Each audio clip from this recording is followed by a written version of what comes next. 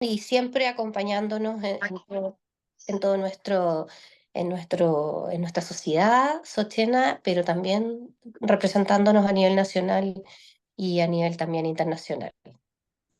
Así es que tengo el honor de presentarte, Jocelyn Parra, ella madre y cuidadora de un niño autista, además enfermera especialista en cuidados críticos del niño.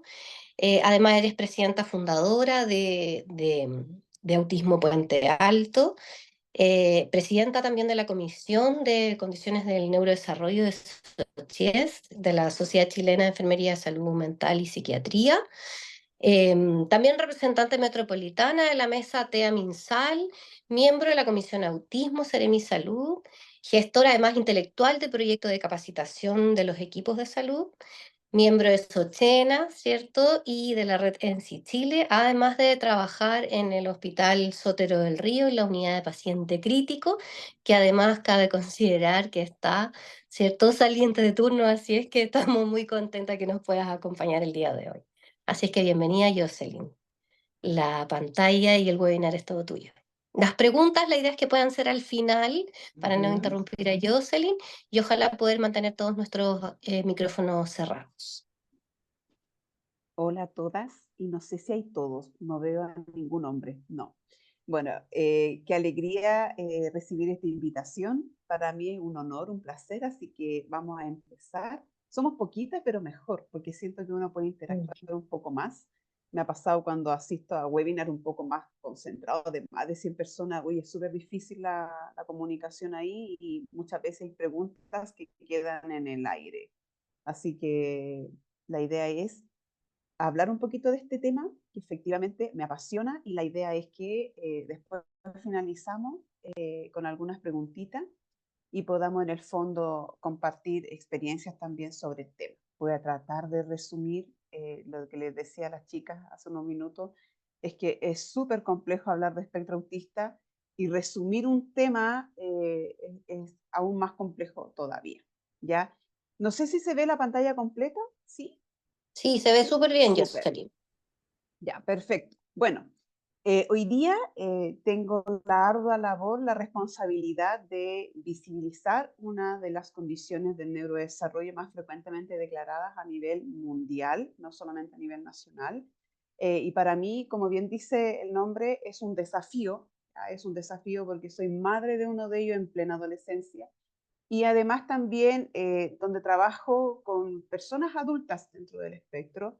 Y eso también es un desafío porque ahí rompemos un poco el mito que hay hoy en día en Chile con respecto a que el autismo es algo de niños, de la primera y segunda infancia, y son personas, ¿ya? Y ellos también crecen, se desarrollan y llegan a la adultez, ¿ya?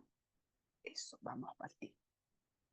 Bueno, a modo de nuestro rol de enfermería, está muy poco visible. ¿Ya? De hecho, somos poquitas las enfermeras que hablamos de este tema y hablamos de una manera un poco más, una mirada social, biopsicosocial de lo que significa la temática. Y nuestro rol efectivamente aborda la calidad de la atención y cómo nosotros generamos estos programas de atención o en base a alguna atención individualizada y estos planes individualizados también nosotros que creamos, y la idea es poder entregar un cuidado humanizado no solamente a la persona autista, sino que también a su entorno, en este caso a sus familias. Bueno, a modo de definición, cuando uno habla de espectro autista, también es súper complejo y hay muchas definiciones en Internet, en la web, pero a modo de resumen, efectivamente es un grupo de condiciones del neurodesarrollo que más adelante vamos a ver si es TEA, EA, CEA, y hay un montón de otros conceptos que se escuchan, pero ahí vamos a entender un poco cuál es la connotación, que es el fin que tiene este webinar, poder aclarar un poco los conceptos también. Tenemos claro tres características fundamentales de lo que el concepto de espectro autista, que es de origen neurobiológico, es una condición del neurodesarrollo, de que es frecuente en cuanto a la prevalencia y la epidemiología que rige, y eso ha ido en aumento también, y que es heterogéneo por las características que conforman a una persona dentro del espectro. O sea, cuando uno habla de espectro, habla de una amplia gama de características que conforman a una persona y la hacen distinta una de la otra. Es decir, no podemos tener un plan individualizado el mismo plan para una o dos personas dentro del espectro. Es un plan para cada una de las personas porque cada una de las necesidades de las que las personas presentan son diferentes. Y estas están definidas por series de características conductuales y dificultades en la comunicación social y que usualmente lo ideal es que fueran diagnosticadas en la infancia temprana. Bueno, aquí estos cuadritos también son resúmenes, que efectivamente es una condición del neurodesarrollo, ¿ya? Tiene esta característica de heterogeneidad clínica, esta amplia gama de características que conforman a una persona. El concepto se actualizó del año 2013, hace más de 10 años, donde antiguamente uno hablaba por separado de autismo, de Asperger, hoy en día uno habla de trastorno del espectro autista y es un concepto muy abarcado en lo que es salud, que tiene que ver con TEA, ¿ya? Todos los conceptos SEA, EA, son conceptos a nivel social, ya que tienen una mirada un poco política, un poco de un movimiento social, pero lo que nos rige a nosotras sobre la clasificación diagnóstica es TEA, trastorno del espectro autista. De hecho, a nivel MinSal, todos los documentos técnicos que salgan desde el Ministerio de Salud van a ir con el concepto TEA, por el concepto del diagnóstico, ¿ya? Tanto el CIE-11 como el DSM-5 clasifican al trastorno como un trastorno del espectro. Y que efectivamente es de inicio precoz. De hecho, hay literatura que menciona que desde los 6 meses ya los lactantes muestran señales de alerta temprana y que efectivamente pudieran ser indicadores o banderas rojas de que efectivamente pudiésemos estar frente a una persona dentro del espectro autista. Pero en Chile, nosotros nos regimos y una de las herramientas principales que se maneja en atención primaria, que es el NCHAT, que más adelante lo vamos a ver, efectivamente menciona que el diagnóstico debiese establecerse entre los 16 a los 30 meses, ¿ya? Hay presencia de dificultades en la comunicación social y del comportamiento, de hecho esa es la mayor demanda, sobre todo en los contextos sociales y sobre todo en el contexto educativo. Y que efectivamente con el diagnóstico tiene ligada la probabilidad de tener ciertas comorbilidades. Entre ellas tenemos las psiquiátricas, las sensoriales, las neurológicas, las conductuales e intestinales, entre otras. ¿Qué nos dice el DSM-5, este manual diagnóstico de los desórdenes en salud mental que rige a nivel internacional?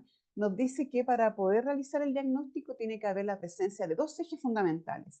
El primer eje es la dificultad en la comunicación, en la interacción social, es decir, cómo se relacionan con sus pares, y la presencia de conductas repetitivas o movimientos estereotipados como aleteo, balanceo de cabeza, aplaudir. De hecho, mi hijo tiene esta estereotipia con las manos, así como haciendo figuras. Y efectivamente eso ocurre por una desregulación que la persona presenta y su forma de autocontrolarse es presentando una estereotipia, ¿ya? Y que la mayoría de las personas dentro del espectro presentan intereses marcados o intereses profundos, ¿ya? Ya también la nomenclatura está un poco actualizada con el concepto de interés restringido, ¿ya? Sino que es más interés profundo o muy individualizado hacia algo en particular, ¿ya? Por cosas muy específicas. ¿Qué nos dice la atención temprana? Que es una prestación también, una orientación que sobre todo se utiliza en atención primaria con el objetivo de promover y prevenir en el fondo y entregar salud. Es que es un conjunto de estrategias que van dirigidas a abordar las necesidades individualizadas de la persona y que en el fondo pudiese idealmente, cuando esté en observación o en sospecha del diagnóstico, ¿ya? ¿Y qué nos dice eso? En el fondo nos garantiza de alguna manera que podemos obtener un diagnóstico precoz, que es lo ideal, mejora el pronóstico a largo plazo, ¿ya? Y los resultados también. ¿Qué nos dice la comunidad autista adulta? Que efectivamente hay ausencia de oportunidades y estas oportunidades son en el ámbito laboral, en el ámbito educativo, sobre todo de la educación superior, y en el ámbito social, ¿ya? Y que efectivamente hay un bajo nivel de comprensión a nivel social, y eso ocurre por la ausencia de conocimiento, y ello nos lleva también a la generación de discriminación y prejuicios frente a una persona que posee una discapacidad invisible, que no se ve, que no presenta una impronta física ni un rasgo notorio y que muchas veces las personas dentro del espectro son víctimas de los típicos comentarios, no, no parece que seas autista, no se te nota. Entonces, efectivamente, eso también ocurre mucho por el tremendo desconocimiento que hay con respecto a la condición. Bueno, vamos a hablar un poquito de algunas señales de alerta según grupo etario, ¿ya? ¿Y por qué? Porque es relevante la pesquisa temprana, sobre todo en atención primaria, y el conocimiento se hace relevante para detectar señales de alerta de acuerdo a los hitos o a los cumplimientos del desarrollo psicomotor, en niños, niñas y adolescentes. Bueno, en los lactantes, estos son los más frecuentemente declarados según la evidencia. Ya hay muchísimos más, pero por temas de tiempo y espacio es que vamos a nombrar los más frecuentemente declarados. Y en los lactantes, desde los 6 meses ya podemos encontrar disminución del contacto visual, ya con su familia, sobre todo con su entorno, disminución de la sonrisa social y vocalización hacia las personas incrementan hacia los objetos, más que mirar a la persona. En los preescolares podemos encontrar claramente un retraso del desarrollo psicomotor y eso se ve claramente porque ya a esta edad se utilizan alguna escala estandarizada en el fondo para determinar retraso, rezago en algún área específica del desarrollo psicomotor. Hay poca curiosidad por el entorno y escasa funcionalidad en el juego, ¿ya? Quien presenta mucha dificultad para jugar con sus pares, más bien en un juego solitario, entonces eso también pudiera nosotros darnos algunas herramientas de que pudiésemos estar frente a una persona que tenga en el fondo el diagnóstico. En la etapa escolar, desde los 7 años hasta la pubertad, podemos encontrar efectivamente que todas estas dificultades se incrementan y que se manifiestan y se evidencian con mayor intensidad, ¿ya? Y presentan ciertas dificultades para incorporarse al juego en grupo, sobre todo con los pares, problemas en la coordinación, en la psicomotricidad, sobre todo en las manualidades finas. Generalmente tienden a realizar manualidades un poco más gruesas y más tosca, por decirlo de alguna manera. ¿Ya? Presentan ciertas dificultades en el lenguaje y efectivamente pueden tener una ecolalia muy marcada, hablar muy repetitivo, y eso también es una dificultad de comunicación. No necesariamente una persona que no presente lenguaje significa que solamente ella tiene problemas de comunicación. Puede tener una persona que vocaliza, porque puede presentar ecolalia, puede tener un lenguaje muy robotizado, entonces eso también puede generar prejuicios hacia los demás y empiezan con el tema del bullying y a generar cierto tipo de bromas, ¿ya? En la adolescencia, bueno, todo lo anterior más exacerbado, pero también se agregan las necesidades sociales, ¿ya? Porque observan, miran al entorno y quizás ven que todos tienen su grupo ya consolidado, entonces todas estas necesidades sociales aumentan y son más complejas, ¿ya? Porque muchas veces no entienden cánones sociales, no entienden bromas doble sentido, entonces ahí también presentan ciertas dificultades para encajar en ciertos grupos y más bien también tienden a quedar un poco aislados. ¿Ya? Las demandas de aprendizaje también son cada vez mayores, necesitan adaptaciones curriculares más intensas o dispositivos educativos individualizados. Y aquí aparece algo que también llama mucho la atención, que no aparece en las otras edades, y por eso es importante la atención temprana, es que aparece la alta incidencia en comorbilidades en el ámbito de salud mental. O sea, cuando uno habla de atención temprana, diagnóstico precoz, es para evitar esto. Generalmente debutan con un cuadro depresivo y con una ideación suicida y muchos de ellos también llegan con un intento suicida. Entonces, efectivamente, la idea de entregar una atención temprana es evitar que la persona en un tiempo más pueda generar o debutar con un cuadro en salud mental. Y en la adultez, efectivamente, todo lo anterior también, pero aquí hay un poco más de madurez, pues ya fisiológica. Entonces, lo que predomina son las dificultades sociales por inhibición o desinhibición también. Hay intereses restringidos o profundos, ¿ya? Hay conductas adictivas sin sustancias, ¿ya? Generalmente tienden a obsesionarse con algún videojuego, con algo más específico también de acuerdo a su grupo etario, y las relaciones de pareja son menos frecuentes y también múltiples, en la búsqueda de la identidad, del sentido de pertenencia también con una relación de pareja. Y se confunde muchas veces con un cuadro esquizofrénico, con un trastorno obsesivo compulsivo, etc. Bueno, vamos a hablar un poquito de las generalidades del diagnóstico, ¿ya? Porque la idea es que el sistema de salud esté articulado con otros actores, educación, social, etc. Y es fundamental para poder establecer el diagnóstico de manera precoz.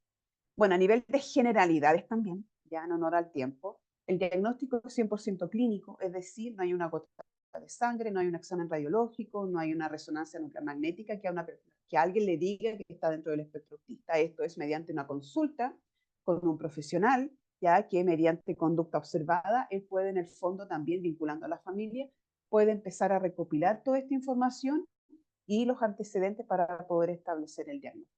Actualmente en Chile la condición no forma parte de las garantías explícitas en salud, entonces hoy en día nada nos garantiza ni el diagnóstico, ni las intervenciones, ni la continuidad de los apoyos tampoco. Los profesionales que establecen el diagnóstico a nivel mundial son solo dos, un neurólogo o neuróloga y un psiquiatra o una psiquiatra, ¿ya? No es ni un psicólogo, ni un fonoaudiólogo, ni un terapeuta ocupacional. Ya más adelante también les voy a explicar por qué. Aquí es súper importante que el profesional neurólogo o psiquiatra sea especialista en espectro autista, ¿ya? No porque sea neurólogo y no porque sea psiquiatra significa que los profesionales tienen conocimiento en todo lo que es espectro autista, ¿ya? Generalmente estos profesionales antes de salir al salir de la universidad con el pregrado y posgrado, generalmente es solamente una o dos clases de autismo que ven. Entonces, generalmente ellos, los que más se involucran con el tema de lo que es espectro autista, tienden a especializarse, realizando algún diplomado, algún magíster, que le pueda entregar un poco más de herramienta a la hora de poder establecer un diagnóstico certero. Bueno, a nivel de atención primaria, como les contaba al principio, contamos con un instrumento que se llama MChat-RF, que fue actualizado en el año 2020 en la norma técnica de la infancia de 0 a 9 años y con la finalidad de poder entregar dos instrumentos. El primero, del profesional, que va dirigido hacia el cuidador principal, y el otro formulario que va dirigido hacia el niño o niña que presenta señales de alerta o banderas rojas frente a lo que es espectro autista. Y eso también nos da luces de que es solamente una sospecha diagnóstica, ¿ya? Este instrumento no entrega el diagnóstico, es solamente un screening del riesgo de estar dentro del espectro autista. Eso también es súper importante. Y cuando ya sale positivo ese screening, uno hace la derivación a atención secundaria para la entrega del diagnóstico y confirmación del mismo. También hay casos ya en los cuales se solicita a la hora de todo este proceso de evaluación, porque es un proceso, está el proceso de evaluación diagnóstica y cuando ya entregan el diagnóstico, que son cosas muy distintas, y una de las partes del proceso en las cuales muchas veces los profesionales solicitan algunos exámenes complementarios, como cuáles: electroencefalograma con privación de sueño, una resonancia magnética o algún otro examen, y eso no es para ver si la persona está dentro del espectro autista, no, sino que es para ver si hay alguna comorbilidad asociada al diagnóstico, como por ejemplo la epilepsia. Ya eso también hay que entenderlo súper bien porque no a todas las personas dentro del espectro se les solicita un examen complementario, solamente a las que por genética o por factor de heredabilidad pudieran tener asociado alguna comorbilidad al diagnóstico. También en cuanto al diagnóstico, contamos también con el A22-ADR, que son dos instrumentos aparte. El A22 es uno y el ADR es otro, y que generalmente la evidencia nos dice que cuando nosotros juntamos los dos instrumentos es más útil y más óptimo el resultado, ¿ya? Pero también hay un margen amplio de error, ¿ya? Este instrumento en la población infantil, ¿ya? Es muy útil y tiene una sensibilidad cercana al 60-80%, a lo mismo que la especificidad, pero en la población juvenil y adulta esa sensibilidad baja, es decir, el margen de error aumenta. Entonces, hoy en día lo que tenemos con respecto al instrumento 22ADR, que hay muchos falsos positivos y muchos falsos negativos. Entonces, porque se confía en los profesionales que es un test 100% sensible y específico y no es así, ¿ya? Aquí lo único específico y la responsabilidad es 100% del profesional neurólogo o psiquiatra. Él es en el fondo el responsable de emitir el diagnóstico y de realizar en el fondo toda la pesquisa y recopilar los antecedentes para poder establecer un diagnóstico de la manera más certera. Lamentablemente, el A22ADR no forma parte de las prestaciones a nivel de salud pública y eso ha llevado a una tremenda barrera en la parte económica porque su valor bordea entre los 60 y los 180.000 pesos. Y muchas veces este test, ¿por qué es tan costoso? Porque efectivamente las personas certificadas como evaluadores de ADOS en Chile, el curso es carísimo, bordea los 700, 800.000 pesos y la batería A2, la original, cuesta entre 3 a 5 millones de pesos. Entonces, por eso es tan costoso en el fondo también, porque para los equipos también es costoso poder capacitarse y por ende también el cobro para las familias en el fondo también lo es. A nivel de evaluación también, como les mencionaba anteriormente, efectivamente los psicólogos, ni los fonoaudiólogos, ni los terapeutas realizan diagnóstico, pero ellos sí pueden realizar algo que se llama una evaluación multidisciplinaria. Ya es una evaluación de manera secuencial y continua que puede durar entre 1 a 2 meses, donde varios profesionales ya van evaluando a la persona dentro del espectro o con sospecha de, y ambas, luego se reúnen todos estos profesionales, que también lo ideal es que tengan la experiencia tanto teórico como práctico de haber trabajado con personas dentro del espectro, se reúnen para poder formular una hipótesis diagnóstica. Y esta hipótesis diagnóstica también apoya muchísimo al neurólogo o al psiquiatra en formular un diagnóstico más certero. Comorbilidades en autismo, porque no todo es autismo. Existen comorbilidades que impactan de manera muy negativa, sobre todo la salud mental de las personas que en el fondo presentan la condición. Bueno, aquí hay una infografía donde yo reuní también la más frecuentemente declarada. Hay una modificación importante ahí con respecto al TDAH. Actualmente el TDAH es la principal comorbilidad que presentan más de un 80% de las personas dentro del espectro autista, las alteraciones del sueño en un 40 y un 80%, la epilepsia en un 8 a un 30%. Por eso muchas veces no se justifica que las personas, los médicos, soliciten algún electroencefalograma con privación de sueño, porque es muy bajo el porcentaje de incidencia y prevalencia que acompaña al diagnóstico y se solicita solamente en casos cuando una historia familiar hay algún episodio de convulsión o que el mismo paciente en un periodo de lactancia haya presentado una convulsión febril. También ahí ya da sugerencias de realizarlo. ¿Por qué? Porque el electroencefalograma con privación de sueño tampoco forma parte de las prestaciones de salud pública y lamentablemente bordea el 1,5 millones para las familias poder realizar este estudio. En cuanto a los problemas gastrointestinales, tenemos un 70% que va muy acompañado, perdón, que va muy acompañado de las alteraciones sensoriales. No sé si han escuchado de la selectividad alimentaria. Lamentablemente, las personas dentro del espectro autista presentan muchas alteraciones sensoriales y una de ellas es la selectividad alimentaria, que tienden a comer ciertos alimentos y generalmente son alimentos muy pobres en fibra y en agua. Entonces, por eso empiezan a hacer alguna constipación crónica por un tema más funcional y mecánico que lamentablemente conlleva que las personas sean usuarias de PEC o lactulosa. Entonces eso también va muy relacionado a los problemas gastrointestinales con las alteraciones sensoriales que pueda presentar la persona dentro del espectro. Las alteraciones sensoriales son denominadas, por ejemplo, la hiposelectividad la selectividad alimentaria, la hiposensibilidad auditiva, la hipersensibilidad y un montón de otras alteraciones con respecto a los estímulos, ya sean auditivos, visuales, sonoros, de las táctiles, y que efectivamente va muy ligada con la percepción corporal que la persona tenga, con la propiocepción. ¿Ya? Entonces, muchas veces presentan esas alteraciones también. Pero, de nuevo repito, estas son comorbilidades. Si una persona tiene alteraciones sensoriales, no necesariamente está dentro del espectro autista. Y eso es súper importante igual.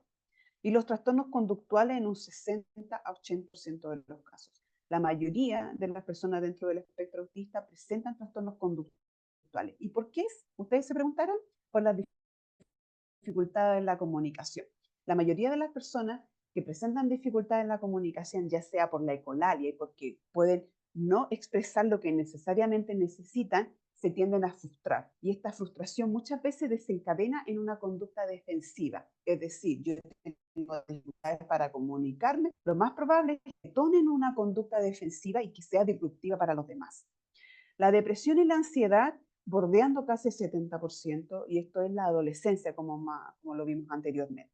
La discapacidad intelectual solamente en un 32% de los casos. No todas las personas dentro del espectro autista presentan discapacidad intelectual. Por eso uno habla de espectro autista. En un extremo tenemos personas que efectivamente requieren menos necesidades de apoyo, y por el otro extremo tenemos personas que requieren un poco más de necesidades de apoyo y que efectivamente, lamentablemente, son las personas que presentan alguna discapacidad intelectual asociada ya al diagnóstico como una comorbilidad. Quise dejar esta PPT y hablar de autismo y TDAH y en su traducción al inglés, ADHD, que efectivamente hay mucha similitud y es una de las comorbilidades más frecuentemente declaradas, que efectivamente, ¿por qué se tiende a confundir? Porque ambas son clasificadas como trastornos del neurodesarrollo según el DSM-5, porque hay una alta prevalencia de ambas, ¿ya? Porque ambas poseen un factor etiológico similar como la heredabilidad y la prematurez, ¿ya? Y efectivamente ambas presentan alteraciones en la memoria de trabajo y estructurales en la morfología cerebral, ¿ya? Y que sobre todo hay un término que se llama los rasgos superpuestos, que efectivamente son rasgos similares entre un diagnóstico y el otro, y eso hace la importancia de generar un diagnóstico diferencial. Y hay una cosa súper importante, las personas dentro del espectro autista presentan una falta de atención, pero a nivel social, y las personas con TDAH presentan una falta de atención a nivel como pedagógico, a nivel curricular o a nivel ya más contenido. Entonces, esa es la diferencia en su mayoría que presentan las personas. Efectivamente, hay otras dificultades más asociadas también. Aquí uno habla en el TDAH de una presencia de hiperactividad e impulsividad, y en autismo uno habla de dificultades en la comunicación, en la interacción social, que no siempre van acompañadas con hiperactividad e impulsividad. Entonces, por eso hay que tenerlo súper claro, y lamentablemente la persona que presenta espectro autista puede presentar más del 80% de estar dentro del TDAH, y una persona que tiene TDAH solamente tiene entre un 20 y un 50% de estar ligado a lo que es espectro autista. Entonces, ahí el porcentaje cae muchísimo, y ahí hace la diferencia, y por eso es tan importante entenderlo como esta memoria de trabajo en sí. La memoria de trabajo la presentan las dos personas, y eso tiene que ver con la falta de concentración y guardar la información por un tiempo prolongado. Por eso muchas veces los profesionales nos dicen en el colegio, sobre todo, oye, pero si yo le entregué una orden ayer y ya hoy día como que le entró por un oído y le sale por el otro. No es eso, sino que ellos presentan esta dificultad en mantener la información por un tiempo prolongado. Bueno, en cuanto a la epidemiología, efectivamente la ausencia de un registro nacional integrado es una de las principales barreras que nos dificultan avanzar en la generación de políticas públicas a nivel nacional y a nivel mundial. Esta es una problemática que lamentablemente no tener un catastro no hemos visto entrampado en poder generar estas tan anheladas políticas públicas en pro de la persona dentro del espectro. ¿Por qué es importante hablar de autismo? Porque la prevalencia va en aumento, ¿ya? Porque hasta el día de hoy, a pesar de todas las prestaciones y todas las capacitaciones y todas las visibilizaciones, etcétera, todavía se hace un diagnóstico tardío. ¿Cuándo hablamos de diagnóstico tardío? Según la evidencia, sobre los 2 años, pero en Chile hablamos de diagnóstico tardío sobre los 30 meses, ¿ya? Es que efectivamente hay un alto costo económico, y eso también, la ausencia de conocimiento nos ha llevado a la generación de estigmas, prejuicios, creencias, entre otros.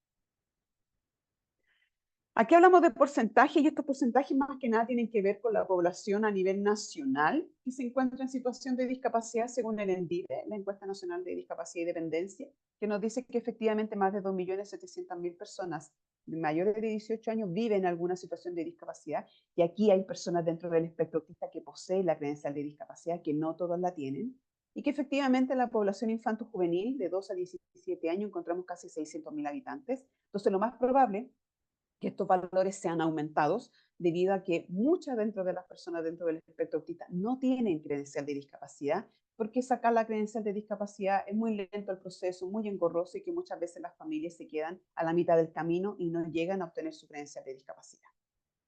Y también por la generación de estigma. Muchos de los adultos dentro del espectro autista, no, yo no voy a sacar mi credencial de discapacidad porque me van a tildar discapacitado, puedo tener dificultades para encontrar un trabajo, entre otros. A nivel internacional, a nivel mundial, el 1 a 2% de la población estaría dentro del espectro autista. Ya hay un estudio también del año 2021 que dice que de 1 en 51 niños ya estaría dentro del espectro autista, es decir, una razón de 4 a 1. Pero hay otro estudio que habla sobre la razón 3 a 2. ¿Ya? ¿Por qué? Porque también está muy en boca y muy en tema el autismo en mujeres. Y lamentablemente para el autismo en mujeres hay muy pocas herramientas, porque las herramientas para establecer el diagnóstico están en base a varones. Entonces, muchas veces el autismo femenino se enmascara y pasa como desapercibido, por decirlo de alguna manera, algunos síntomas que efectivamente llegan la mayoría en la adolescencia a ser diagnosticados. En cuanto al diagnóstico situacional, aquí vamos a hablar de cómo estamos aquí en Chile, ya para poder en el fondo entender que esto es un desafío para la construcción de un trabajo intersectorial, ya un trabajo en conjunto, un trabajo en red y un trabajo articulado. Que efectivamente acá hay un cuadrito que lo quise poner, yo sabía que me iba a extender un poquito más, pero lo quise poner porque es súper importante entender los conceptos, y esto le da la visión de incluir e integrar, ambos conceptos que suenan parecidos, pero no son lo mismo, ¿ya? Cuando hablamos de integración, que es lo que hoy en día en Chile tenemos, de hecho, el programa de integración escolar, a mí me causa mucha extrañeza porque es un modelo europeo de la inclusión educativa allá en Europa, y que efectivamente en la primera línea del programa de integración escolar dice modelo inclusivo de educación. Y efectivamente lo que es el programa de integración es como dice su nombre, es un programa de integración, es decir, ¿qué se entiende por integrar? Que yo incorporo como iguales a todos en una sociedad o a una organización de individuos de distintos grupos, ¿ya? se centra en abordar la discapacidad. O sea, mi foco es la discapacidad y la necesidad alterada que tú tienes, la dificultad y el diagnóstico. Y se basa principalmente en el principio de igualdad. O sea, yo como entidad gubernamental entrego los mismos recursos para todos, ¿ya? Sin realizar estos ajustes razonables que necesita la persona en situación de discapacidad y que le hace más juicio al término incluir. Cuando tú incluyes, se reconoce el derecho de todas las personas con discapacidad a vivir en una comunidad con opciones iguales, pero de manera equitativa, o sea, se basa en el principio de equidad. Yo entrego los mismos ajustes, pero adecuado y ajustado a las necesidades de cada persona en situación de discapacidad. Esa es la diferencia, ¿ya? Y esa fotito que sale ahí en un círculo donde dice integración, si ustedes se fijan, son las personas en situación de discapacidad. O sea, yo te recibo, pero con condiciones, ¿ya? Que son manejar tu diagnóstico, manejar tus dificultades, a diferencia del incluir que centra el foco en la persona. Es una persona, después su diagnóstico, es una persona que tiene necesidades y que estas necesidades necesitan ajustes razonables para que sean cubiertas. ¿Cómo estamos en salud y educación? Efectivamente, todavía hay barreras de acceso a los recursos que existen, lamentablemente, y uno de ellos, el muy notorio, son los programas de integración escolar. Si tú no tienes el diagnóstico, no puedes acceder a los apoyos de los programas de integración escolar. Hay escasa visibilización todavía y competencia en el abordaje del diagnóstico y en las terapias, alto costo económico, hay ausencia de contención en los programas de acompañamiento, hay inexistencia de protocolos para el cuidado y la atención inclusiva, sobre todo en contextos de salud, hay escasa disponibilidad de profesionales calificados en la temática también, hay muy poco trabajo intersectorial. En Chile no trabajamos en equipo, trabajamos en estas islas, que todos trabajamos de manera individual, cada uno detrás de su escritorio, y lamentablemente así no se concibe un trabajo intersectorial. O sea, todos juntos y conectados trabajamos mejor. Ese es el lema que tenemos que ir incorporándolo de a poquito. Yo sé que es el cambio organizacional, es súper complejo de realizarlo, pero en esa hay que ir postulando a esa visión, ¿ya? Y hay escasa fiscalización de los decretos y la normativa existente actualmente en Chile.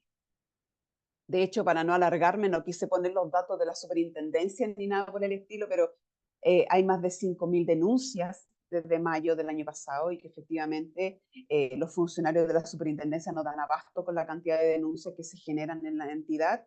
Entonces, y eso también ha provocado que esto siga aumentando, ¿ya? Aquí esta línea de tiempo la quise poner para que ustedes conozcan toda la normativa vigente en Chile que contempla espectro autista.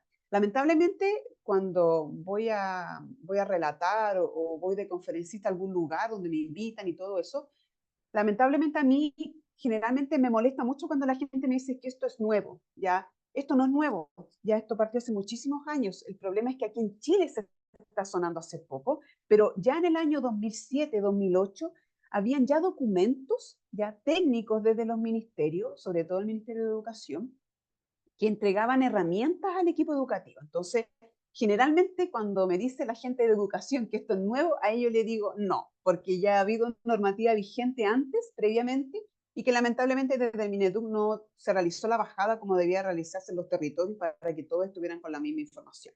Entonces ahí hay mucha información, como el decreto 170 que se generó en el año 2009, después tenemos la guía clínica NOGES del año 2011, que ya se está actualizando y que lo que se está realizando ahora, lo que salió hace poquito, es el protocolo de atención y que efectivamente tiene que hacerse algunas modificaciones, sobre todo en temas de concepto. Por eso estamos esperando esa modificación para poder lanzarla. Yo sé que el ministerio ya hizo el lanzamiento, pero ya va a tener que después retractarse ya y hacer un fe de rata en el fondo con el documento que va a salir, y ya se está modificando, con el que actualmente ya está difundido en algunos servicios de salud. ¿Ya? Más adelante tenemos la mayoría, decretos 83, decretos 67, todo lo que tiene que ver con educación especial en nuestro país. En el 2020 tuvimos la guía en el contexto COVID, que fue una serie de recomendaciones sobre el tema de la hospitalización y el acompañamiento también hacia las personas dentro del espectro autista. Después tenemos la ley miscelánea y nuestra tan anhelada ley de trastorno del espectro autista, la ley 21.545, que en el fondo más adelante también doy una pincelada un poquito de los principios, sobre todo, que engloba a la ley.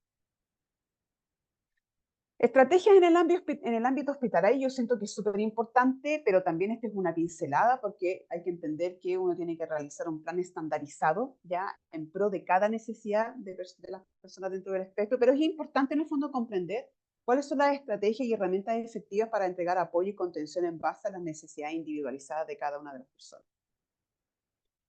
Lo ideal siempre es evaluar la calidad de atención intrahospitalaria. Efectivamente, debemos analizar estrategias y herramientas efectivas para la atención intrahospitalaria de una persona dentro del espectro. Debemos crear planes de trabajo individualizados para las necesidades de cada persona autista. ¿Y cómo nos apoyamos en eso? Con la familia, ¿ya? Donde la idea es poder evaluar la importancia de humanizar el cuidado de las personas autistas y su familia. Y la infografía que hay ahí me la colaboró Pictos Chile, que también está al mando una enfermera, que en el fondo ella también construye herramientas de apoyo visual para favorecer y entregar la comunicación efectiva de personas que presentan dificultades en poder comunicarse, como las personas dentro del espectro autista, ¿ya? También para otro tipo de personas, pero en el fondo se utiliza muchísimo los famosos pictogramas o las historias sociales en personas dentro del espectro. ¿Cuáles son los desafíos para los equipos de salud? Efectivamente, poder realizar capacitación a todos los estamentos, ¿ya? Y por eso hace unos años atrás lidero un equipo donde la idea es poder entregar capacitaciones para los equipos de salud con un enfoque real, local, de lo que significa abordar las diversas necesidades y que efectivamente la idea es que sean todos los estamentos, ¿ya? Poder realizar este trabajo intersectorial y no solamente entre equipos profesionales, sino que también contemplar a la familia, vincular el rol de la familia, el rol del cuidador también, sobre todo a la entrega de la información, porque a nivel de evidencia, mientras más vinculamos el trabajo con la familia, más humanizado va a ser nuestro cuidado, ¿ya? Y lo importante es poder generar estos protocolos de atención, ¿no? Ya para favorecer en el fondo la comunicación efectiva y poder entregar también herramientas a los equipos de qué hacer frente a diversas situaciones que son de carácter desafiante y que efectivamente pudieran haber dificultades en el manejo y en la atención de una persona autista. Bueno, aquí hay algunas de las estrategias y herramientas en relación a los espacios, poder limitar los estímulos sensoriales como ruido, luz, actividad frenética, y ahí poder concentrar quizás las actividades.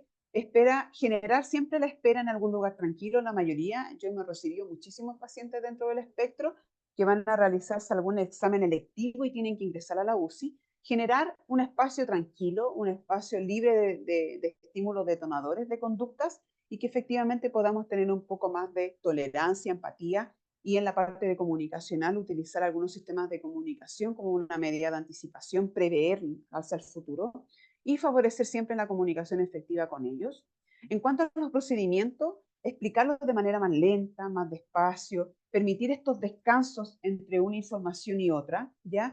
Y siempre apoyarse vinculando a la familia. Yo sé que sobre todo en una UCI o en cualquier unidad crítica, es súper complejo el tema de la infección asociada a atención de salud, etcétera, pero también ahí podemos entregarle algún elemento de protección personal a la familia y poder en el fondo apoyarnos, porque en el fondo la idea es que sea un tiempo en el ingreso cuando esté el paciente que sea lo más ameno posible, lo más tranquilo, y podamos evitar estas conductas y no generar un trauma en el futuro. Ya, esa es la idea.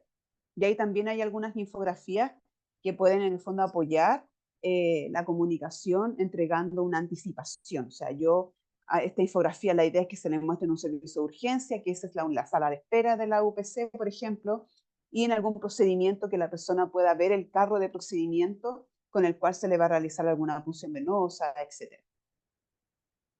Bueno, ¿cuáles son las preguntas que pudiéramos dirigir también hacia la familia o hacia el cuidador? Por ejemplo, preguntar cuál es la mejor manera que ellos se comunican, si utilizan algún método de comunicación alternativa, si andan trayendo ellos mismos algún sistema de comunicación, como un pictograma, un apoyo visual, etcétera. ¿Cómo responden a las personas extrañas? Porque el hospital está lleno de extraños. Entonces, la idea también es saber, conocer y anticipadamente cómo en el fondo van a reaccionar cuando una persona extraña se vaya a acercar a ellos, a revisarlo, a evaluarlo, a hacer una valoración física. Les ayudaría si un miembro específico de la familia se quedara con ellos durante algún procedimiento, que eso también es una barrera importante a nivel intrahospitalario. Generalmente a los padres lo hacemos salir para poder hacer todo este trabajo y cuando ya está hecho lo hacemos pasar. Entonces generalmente ahí se genera un quiebre importante en la rutina y presentan estas conductas que pudiesen ser defensivas y disruptivas para los demás. ¿Cuál es el comportamiento habitual de la persona? ¿Presenta muchas conductas defensivas? ¿Cómo se comporta? ¿Agrede a otros? ¿Se agrede él? Y ahí también podemos hacer un recopilamiento en el fondo de antecedentes de que nos diera luces a nosotros de cuál va a ser nuestro plan y hacia dónde lo debemos individualizar. Si presenta algunas alteraciones sensoriales, por ejemplo, si se le molesta la luz, se le molestan los ruidos, se le molestan las texturas, ahí quizás facilitar que traiga alguna frazada que utiliza él en su casa, algún cojín, alguna almohada, si utiliza algún juguete sensorial que pudiera apoyar en contrarrestar esta cantidad de estímulos que está recibiendo, etcétera. ¿Y qué les ayuda a calmarse o a tranquilizarse? Eso también es súper importante. Muchos de ellos andan con algún juguete o con algún elemento que para ellos es fundamental y representativo a la hora de evitar alguna conducta defensiva.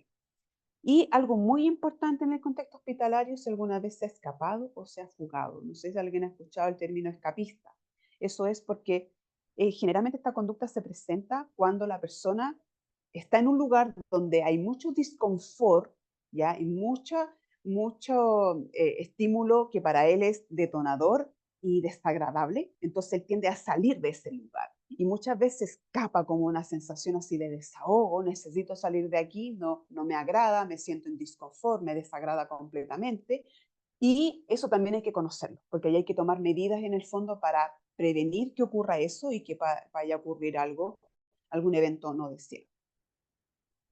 Bueno, acá la evidencia yo encontré en el año 2018 una enfermera que está trabajando en New Jersey, en Estados Unidos, y que efectivamente ella diseñó un protocolo de atención que se llama Scramble, que es una sigla, y ahí están todos los resultados de la sigla en el cuadrito. Y esto nos lleva como una buena práctica hacia la humanización digna de imitar claramente, y que es un conjunto de estrategias que nos permitirán realizar un plan de cuidados estandarizado. Esto nos va a ayudar a direccionar en el fondo el cuidado que nosotros queramos entregar.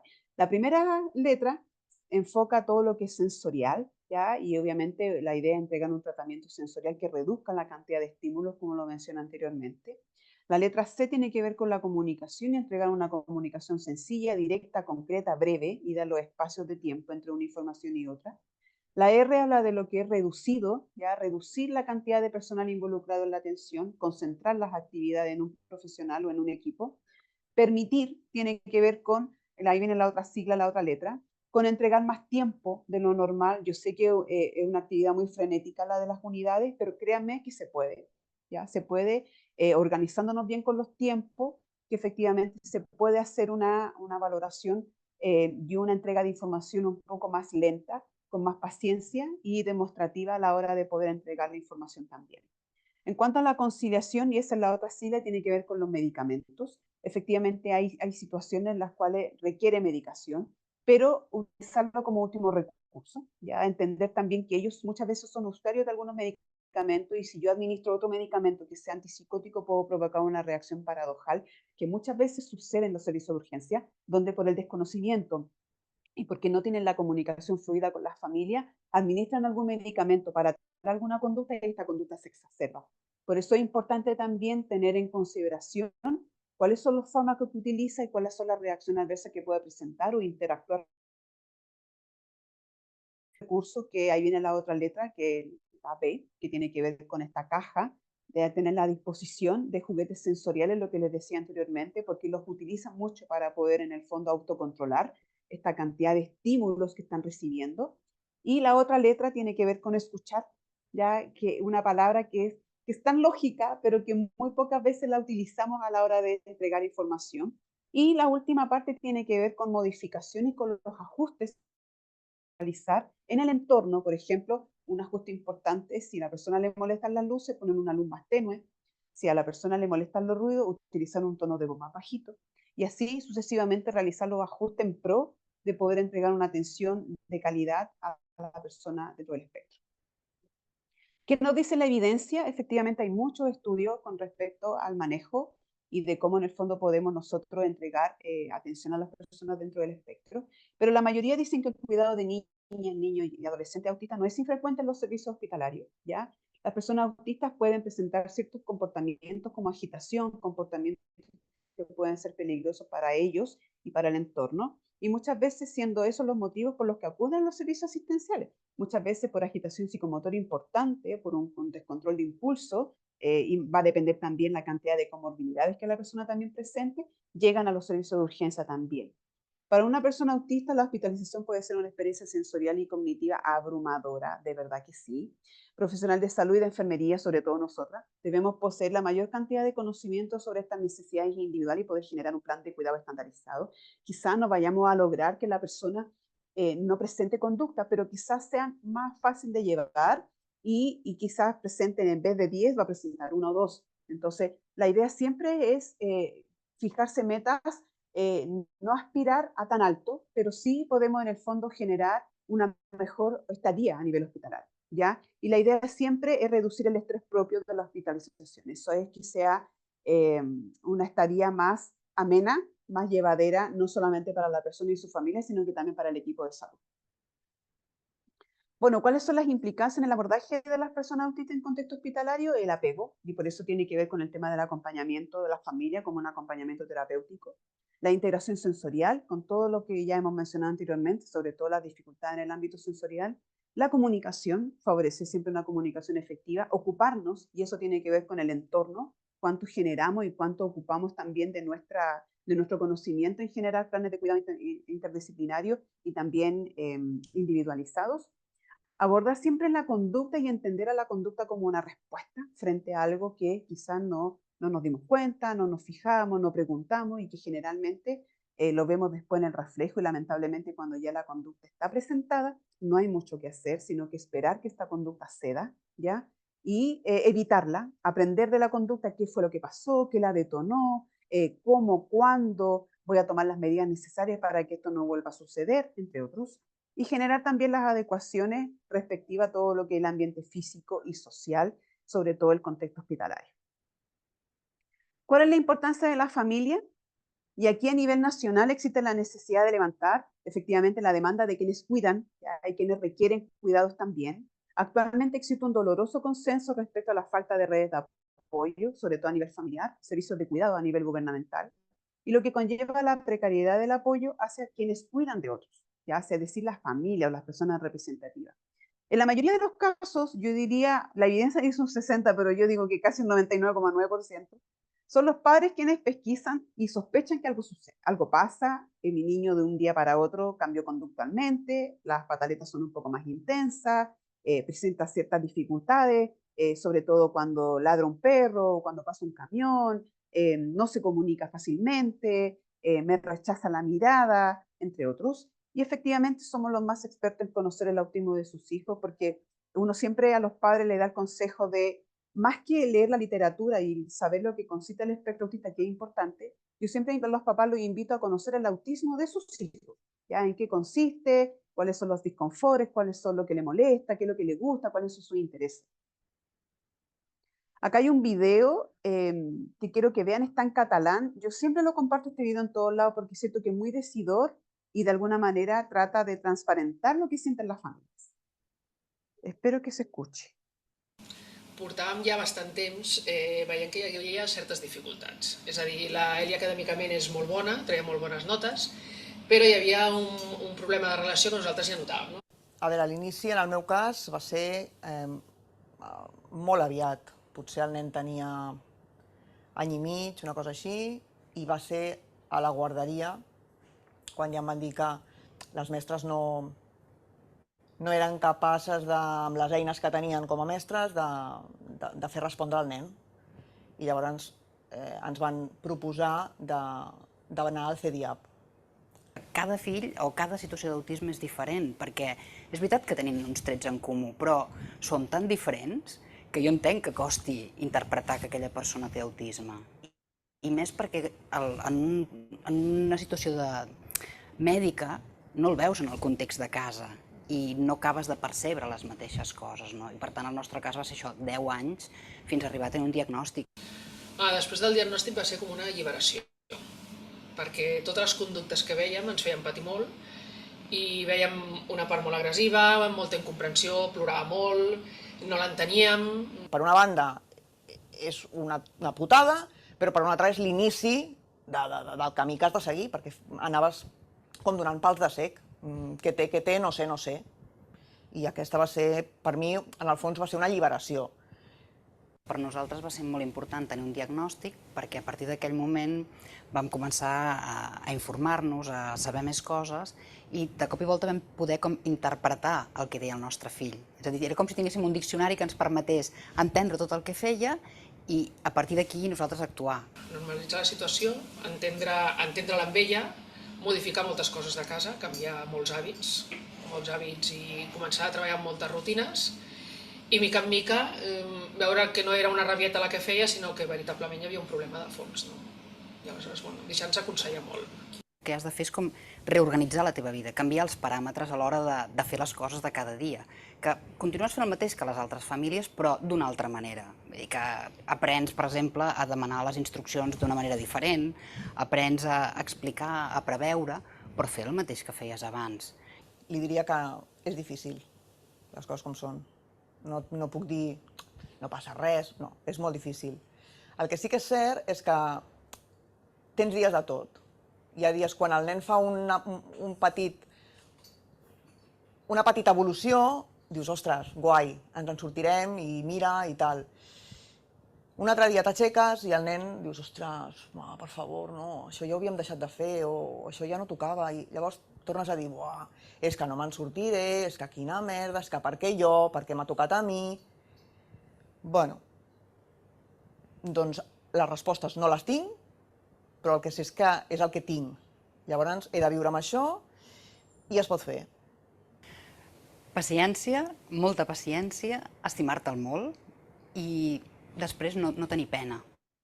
És a dir, no has de tenir pena del teu fill, perquè amb la pena no vas enlloc. Vull dir que has de lluitar per ell, has d'intentar educar-lo, però pena mai de la vida. Quan va començar jo no hagués dit que ara que té 13 anys estés on estés. O sigui que l'evolució, bueno, és favorable. I a viure amb el que tenim. Ya, bueno, a nivel nacional, ¿cómo estamos con respecto al rol del cuidador? Efectivamente, el cuidado es una actividad imprescindible para asegurar el bienestar físico y emocional de las personas. Y a nivel internacional, el trabajo de cuidar es delegado a las mujeres en su gran mayoría. Las mujeres dedican en promedio 3 horas diarias más que los hombres en el cuidado. ¿Y quién cuida? En un 51,6% las mujeres y en un 41,6% los hombres. ¿Y a quiénes se cuidan? A las personas en situación de discapacidad, a las personas con demencia y a las personas mayores. Y que efectivamente a nivel del cuidador está una de las principales problemáticas, la salud mental y física de los cuidadores. Bueno, acá no sé si me pudieran soplar la hora, qué hora es, no sé si ya me pasé mucho del tiempo, porque si no, no voy a alcanzar a hablar del tema de la ley. Tenemos hasta las 8. ¿Ah? Así que son las 7:05, así que vamos bien, Jocelyn. Ya, súper, maravilloso. Súper. Ya. En esta última parte quería tocar algunos alcances de la ley para también aclarar algunos conceptos, algunas dudas con respecto a qué estamos, ya principalmente a nivel como institucional y a nivel aplicabilidad de la ley 21.545. Esta ley viene a establecer la promoción de la inclusión, la atención integral y la protección de los derechos de las personas con trastorno del espectro autista, es decir, diagnosticadas, ¿ya? Muchas dudas hay con respecto a si la sospecha, la observación, no. Solamente con diagnóstico establecido, la persona cae en el fondo y se garantizan los derechos de ella con respecto a esta ley, ¿ya? En el ámbito social, de la educación y en la salud. Bueno, ¿cuáles son los deberes del Estado? Ahí hay muchos, ya, pero que efectivamente uno de los más importantes es que efectivamente garantizar el abordaje integral de los trastornos del espectro autista, inyectar recursos económicos y financieros a todo lo que es la investigación científica, ya, generar campañas de concientización, ya, eso también es súper importante, abordar la importancia y entender la importancia de la detección temprana, con todo lo que ya hemos hablado anteriormente, inyectar más recursos y darle más visibilidad a los servicios de apoyo existentes también, inyectarlo en el sentido de fortalecerlos, ya, entregar la mayor cantidad de recursos para eso, considerar también, contemplar como dato estadístico, lamentablemente en el último censo hubo una irregularidad también ahí que no se contempló y por eso en el fondo realizamos una marcha hace unos días atrás con respecto a eso, porque no fue contemplado en el último censo que fuimos parte todos en el fondo en el país, y que efectivamente la idea también es poder todo esto guiarlo hacia una accesibilidad universal, y ese es un temazo también que más adelante también podemos conversar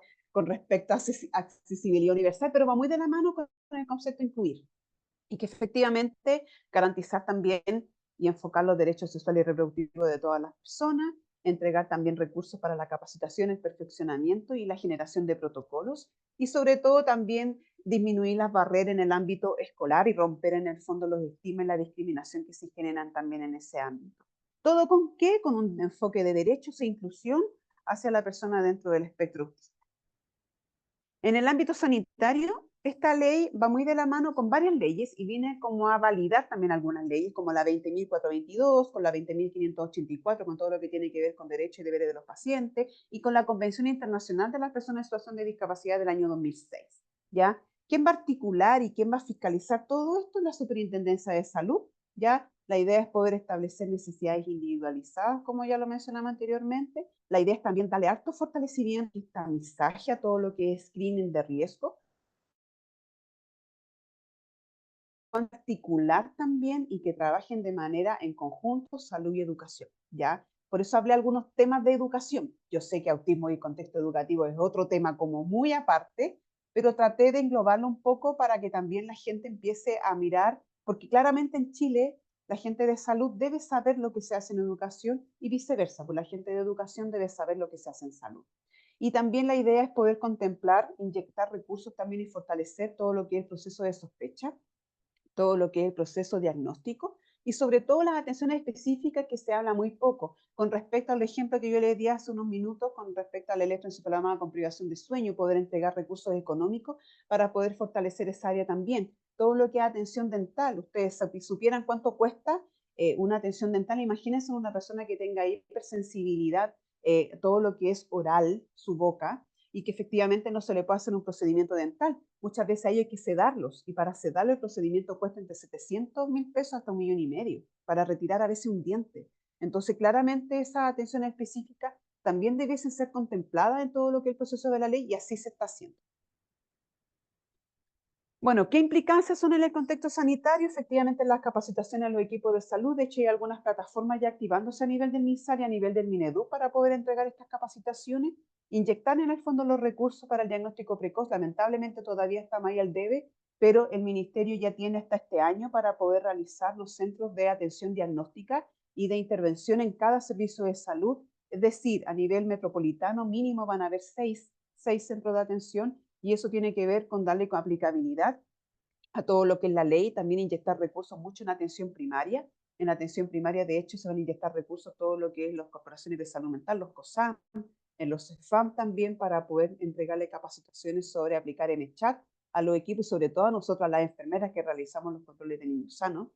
Generar también la creación de protocolos de atención, y aquí ya salió el protocolo, ya, pero que el que debe ser modificado, y ahora estamos trabajando actualmente en las orientaciones técnicas desde el MinSal, que es un compendio un poco más teórico sobre distintos conceptos, y también hay una parte muy, muy bonita que tiene que ver con el trato digno y la utilización del lenguaje y de cómo entregamos el diagnóstico a las personas autistas y sus familias. Eso también es súper importante, y eso también trabajamos con personas adultas autistas también ahí, así que es un protocolo que viene como a representar mucho a la comunidad autista adulta en nuestro país. Y algo muy importante que tiene que ver con la intersectorialidad, el poder aprender a trabajar en conjunto, dejando obviamente los intereses de lado, y ver en el fondo por las personas y que el apoyo que ellos necesitan. Es decir, una persona de educación debiese saber cómo se hace una derivación hacia salud, conocer un poco las prestaciones a nivel gubernamental y los beneficios y prestaciones que la persona puede postular para poder en el fondo tener mejor calidad de vida también. Bueno, ¿cuál es la relevancia del GES? Que también desde el Ministerio de Salud se comprometieron a evaluar la posibilidad de contemplar todo lo que es espectro autista en el GES, es en el fondo garantizar el acceso, ¿ya? Y el acceso tiene que ver más que nada acceder a un diagnóstico, acceder a una sospecha, a una evaluación diagnóstica para poder generar un diagnóstico de manera precoz, garantizar el acceso a las terapias, ¿ya? Y eso también tiene que ver con un tema no solamente como terapias como de apoyo, sino que también un poco entregar la solvencia económica y alivianar un poco esa carga también para las familias de lo que genera en el fondo tener una persona que por lo menos requiere una terapia a la semana, mínimo 2 al mes, y que cada terapia cuesta entre 30 a 50 mil pesos cada una. Entonces, claramente, y estamos hablando de un profesional, en lo mejor, en los escenarios más ideales, y que efectivamente la oportunidad, eso tiene que ver más que nada con que las personas puedan tener acceso y derecho, en el fondo, a poder recibir tanto el diagnóstico de manera precoz, la atención temprana, las intervenciones, el apoyo, los programas de acompañamiento y bajo un alero de la protección financiera. Bueno, a nivel local y nacional, la idea es, hay varios conceptos acá importantes que tienen que ver, el primero con el trabajo intersectorial, que lo he mencionado varias veces, pero creo que es súper relevante cuando hablamos de enfermería, ¿ya? Porque enfermería está muy poco vinculada a lo que es espectro autista. Y lamentablemente eso también nos resta un rol protagónico en APS, o sea, nosotras somos las protagonistas en todo lo que es detección de señales de alerta y banderas rojas con respecto a espectro autista. La idea es poder trabajar en conjunto entre los equipos de salud, educación y social de manera articulada, vinculando siempre a las familias y a la comunidad, a nivel de la articulación de la red, generando estrategias y políticas públicas que ya existen y que lamentablemente no se conocen, generando conciencia, y eso tiene que ver con la responsabilidad social de los equipos y las organizaciones, nosotras, de la sociedad civil, mediante la fiscalización. Cada uno de nosotros somos agentes de cambio. Debemos velar en el fondo por dar cumplimiento a la ley, y esto si esto no se fiscaliza se va a convertir en una ley más que requiere fiscalización y aplicabilidad, que en ese proceso estamos actualmente. Y en cuanto a la capacitación, el apoyo y el trabajo en conjunto de la instancia y la sociedad civil, aquí hay algo muy importante. Cuando se aprobó la ley, lo primero que solicitamos, porque esta ley no fue algo del Parlamento, ya no fue algo que se le ocurrió a un diputado o una diputada. Esto nace de la necesidad de las organizaciones sociales, de la gente, de la comunidad. Y una de esas comunidades es la Federación Nacional de Autismo, que ellos en el fondo visibilizaron esta necesidad de generar este cambio importante. Y desde ahí en el fondo nace la idea de legislar. Pero esta idea de legislar parte de los años 80 y que ahora en el año 2000, 2006 tomó más fuerza hasta ya en el año 2016 en adelante, mucho más fuerza porque ya éramos mucho más organización a nivel nacional y que efectivamente desde ahí se aprueba la ley, pero esto fue una instancia que nace de la sociedad civil, ya nace de la gente. Y que efectivamente como sello a toda capacitación la idea es generar estos protocolos tan anhelados como herramientas y estrategias de apoyo a los equipos desde la prevención. Y contarles algo muy importante, que aquí yo creo que me adelanto un poco, pero vamos a generar a nivel nacional, con un equipo multidisciplinario que me va a apoyar en esta idea, vamos a generar, porque ya nos aprobaron, el primer manual de enfermería en Chile con respecto a la atención de la persona. Bueno, eso es todo. Muchísimas gracias por la atención. Ahora dejo el espacio de preguntas. Hay nuestras redes sociales, Autismo Puente, y el correo electrónico autismopuente@gmail.com. Y ahí tengo una fotito con mi Vicente, que en el fondo es el motor de todo esto para yo poder estar en Chile. Muchísimas gracias. Muchísimas gracias, Jocelyn, por tu presentación y por llenarnos y empaparnos siempre de todo lo que tiene que ver con estos niños que siempre han existido, pero es como que al fin alguien pudo sacar la voz por ellos y estamos haciendo lo que decíamos en un inicio, concientización, ¿cierto?, de todos estos niños. Quiero, bueno, a los que no habíamos dado la bienvenida, tenemos gente del norte, del sur, de Santiago, así es que bienvenidos todos, qué alegría que puedan participar en este webinar, nuestro primer webinar Sochena del año 2024, y como por ahí Patricia Moraga, yo creo que estamos todos de acuerdo, una excelente presentación, Jocelyn, el día de hoy. Así es que está abierto a preguntas, la idea es que podamos hacer un conversatorio, conversemos en relación al tema, dudas, preguntas. Por ahí en el chat preguntaban si es que íbamos a enviar la presentación. Jocelyn gentilmente nos autorizó para poder grabarla, así que también lo vamos a subir a nuestras redes sociales para aquellas que quisieran escucharlo de nuevo o quisieran compartirlo con algún colega o alguna persona, ¿cierto?, que esté interesada en esto. Por ahí, no sé, Dani, creo que tenemos algunas preguntas. Patricia Moraga dice, buenísima presentación, muy clara, con harta información. ¿cierto? Jocelyn nos contaba que cuando va a presentar en general son 4 o 3 presentaciones en relación a esto, así es que tuvo que hacer un gran resumen para nosotros para presentar el día de hoy. Así es que por ahí alguien está pidiendo tu correo, Jocelyn, si lo podemos compartir, la enfermera Sí. Camila Benavides, para poder compartirlo ahí en el chat. Dani, si me ayudas con eso. Mira, tenemos aquí algunas preguntas, Jocelyn. Mientras el que quiera puede también levantar su mano para poder hacer estas preguntas aquí aprovechando a Jocelyn. Dice Rosario Luengo, muchas gracias Jocelyn por tu presentación, y ella quiere consultar acerca del comportamiento y características del niño y adolescente con autismo en infancia. Si disminuirá en la Sí. adultez o se mantiene igual, y cómo abordar a los estudiantes universitarios autistas. Generalmente nos mandan recomendaciones, dice ella desde la academia, ¿cierto? Desde programas de integración, pero creo que son pensando en la integración y no inclusión. Sí, mira, aquí yo también estoy leyéndola. Efectivamente, los comportamientos, las características se van atenuando, ¿ya? Pero eso va a depender mucho de la persona, ¿ya? Y eso va a depender mucho de la madurez del neurodesarrollo de cada una de las personas también. Entonces, generalmente es como direccional, es como cuando uno dice, yo entrego una atención temprana, entrego un diagnóstico precoz, y lo más probable es que esas conductas vayan atenuándose bastante y la persona en el fondo pueda vivir a lo largo de su vida con esas conductas, pero ya atenuadas.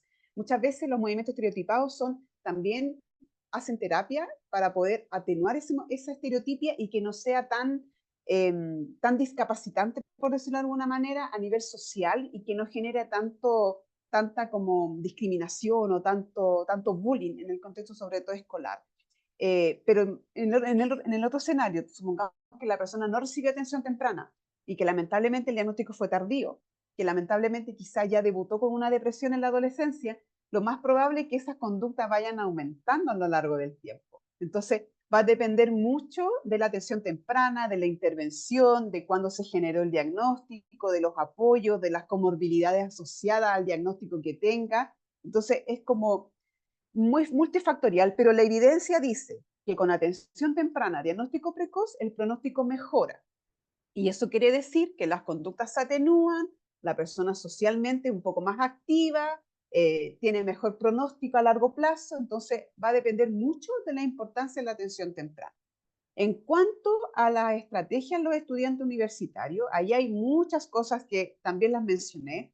Quizás si tienen dificultad en el contacto visual, que el contacto visual en muchas personas autistas permanece a lo largo del tiempo, presentan muchas dificultades en poder mirar al público o hacer presentaciones en público, entonces en ese caso quizás hacer adecuaciones curriculares donde no expongamos a la persona a que presente en público, por ejemplo, sino que estandarizarlo y poder hacerlo, no sé, pues, solicitar una cita así como solito los dos, oral, o que te entregue un trabajo escrito, eso como una parte. Lo otro tiene que ver mucho con el tema social, ver, observar si está solo, si almuerza solo, sola, si no tiene pares con qué conversar algún interés en común.